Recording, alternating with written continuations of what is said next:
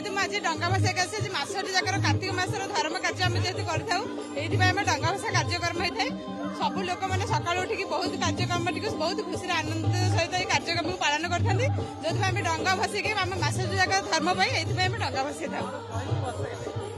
जेहेतु कहलु कि आम मास जाकर धर्म करूँ आकामा बोई पानगुआ धोई पानगुआ मोर मास जाकर धर्म मोर मु तो राति 4 आसिली फैमिली सहित आसी छुआ पिला समस्त लेकिन आसी आ डंगा बेसा यहाँ हूँ आम ओडिया परंपरा आम ए वर्ष गाँव को जाई पार्लुनी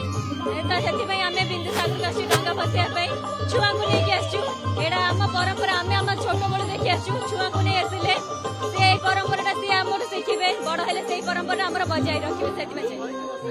आकामा बोई पानगुआ थोई पानगुआ तोर मास जाक धर्म मोर।